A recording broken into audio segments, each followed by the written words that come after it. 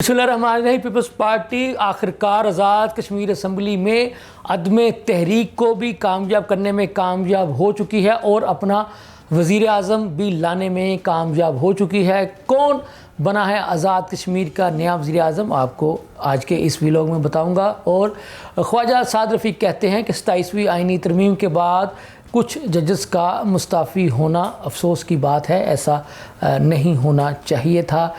मुस्तफ़ा कमाल जो कि इस वक्त पूरे पाकिस्तान के वफाकी वज़ीर सेहत हैं, वो कहते हैं कि अब जल्द ही एक 28वीं आइनी तरमीम आएगी जो कि बल्दियाती निज़ाम के मतलब होगी। उन्होंने लगे हाथ पीपल्स पार्टी को भी बल्दियाती निज़ाम पर बातचीत की दावत दे दी है।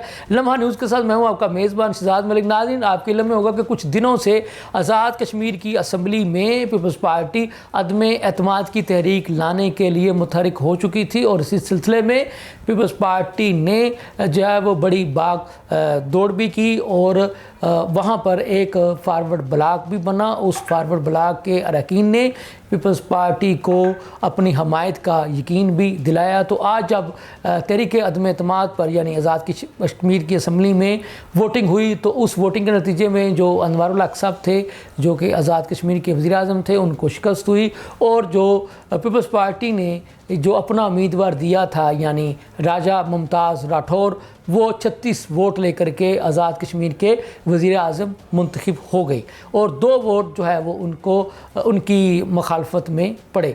तो अब उनका हल्फ होना था, लेकिन वो जो आज़ाद कश्मीर के जो सदर हैं बैरिस्टर सुल्तान महमूद चौधरी साहब, उनके बारे में बताया गया है कि वो अलील हैं, तो उस वजह से वो शायद उनसे हलफ नहीं ले सकेंगे। तो अब इस सूरत हाल में जो आज़ाद कश्मीर के स्पीकर हैं लतीफ़ चौधरी साहब, वो नौ मुंतखब वज़ीर आज़म राजा मुमताज़ राठौर से वज़ीर आज़म आज़ाद कश्मीर का हलफ लेंगे। तो इस वक्त देखा जाए तो पीपल्स पार्टी के पास सिंध की मुकम्मल हुकूमत है, बलूचिस्तान की मुकम्मल हुकूमत है और अब आज़ाद कश्मीर में भी पीपल्स पार्टी की हुकूमत जो है वो बन चुकी है। और इसी तरह से सदर पाकिस्तान यानी जो कि पाकिस्तान का सबसे बड़ा एक आइनी होता है वो भी पीपल्स पार्टी को मिल चुका है। उसके बाद आता है चेयरमैन सेनेट का होता है, वो भी पीपल्स पार्टी के पास जा चुका है।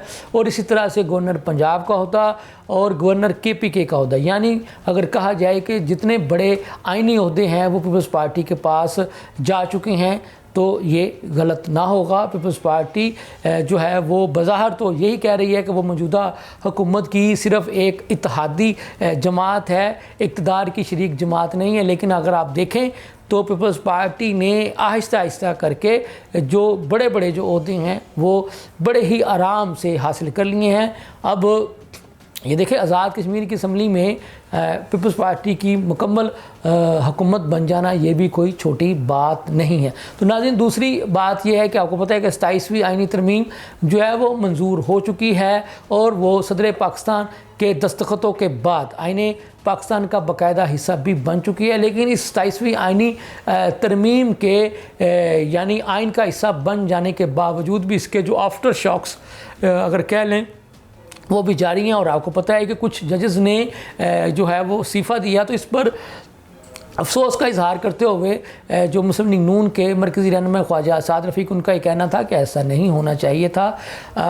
पार्लियामान को यह हक़ हासिल है कि वो तरमीम करे किसी भी इशू पर, तो किसी तरमीम के नतीजे में जो है वो इस तरह का रद्द अमल आना वो ठीक नहीं है। नाज़रीन, तीसरी खबर हम आपको पता चले, आपको पता है कि पाकिस्तान के एक बहुत ही बड़े और मशहूर एंकर यानी जियो न्यूज़ से वाबस्ता हैं शाहज़ेब खानज़ादा साहब, तो वो बैरून मुल्क के दौरे पर थे। तो वो जब एक जगह पर थे तो वहाँ पर कुछ लोगों ने उन्हें हरासा करने की कोशिश की। तो मौजूदा जो चेयरमैन है PTI के बैरिस्टर गौहर, उन्होंने इस वाक़या की मजम्मत करते हुए कहा कि ऐसा नहीं होना चाहिए था। शाहज़ेब खानज़ादा पाकिस्तान के एक मोतबर और अच्छे एंकरों में उनका शुमार होता है और वो इस वक्त अपनी अहलिया के साथ वहाँ मौजूद थे। तो जिन लोगों ने उनको हरासा करने की कोशिश की है उन्होंने अच्छा नहीं किया। तो मैं इस वाक़या की पुरज़ोर अल्फाजों में मजम्मत करता हूँ। मैंने आपको आगाज़ में ये बताया था कि मुस्तफ़ा कमाल जो वफाकी वज़ीर सेहत हैं वो ये कहते हैं کہ جو کراچی کا جو بلدیاتی نظام ہے اس پر بات چیت کرنے کی ضرورت ہے، اور ہم نے کئی مرتبہ پیپلز پارٹی کو دعوت بھی دی ہے کہ آئیں اس ایشو پر بات چیت کریں، اور ہماری یہ کوشش تھی کہ یہ جو 27ویں آئینی ترمیم جو پارلیمان میں جب پیش ہو رہی تھی تو ہم نے کوشش کی کہ کراچی کے بلدیاتی نظام کے حوالے سے بھی ایک ترمیم جو اب اس 27ویں آئینی ترمیم میں شامل کر لی جائے، لیکن وہ نہ ہو سکی۔ لیکن ہمیں یقین دلوایا گیا کہ کچھ دیر کے بعد یعنی 28ویں آئینی ترمیم کی شکل میں ایک کراچی کے بلدیاتی نظام میں ترمیم پر مبنی 28ویں آئینی ترمیم جو ہے وہ جلد پارلیمان میں پیش کی جائے گی۔ ہم چاہتے ہیں کہ کراچی کے بلدیاتی نظام کے جو فوائد ہیں وہ براہ راست عوام تک پہنچیں، تو اس سلسلے میں ایم کیو ایم پاکستان اپنا رول ادا کرتی رہے گی۔ یہ تھی اب تک کی تازہ ترین صورتحال، اس کے ساتھ ہی مجھے اجازت دیجیے، اللہ حافظ۔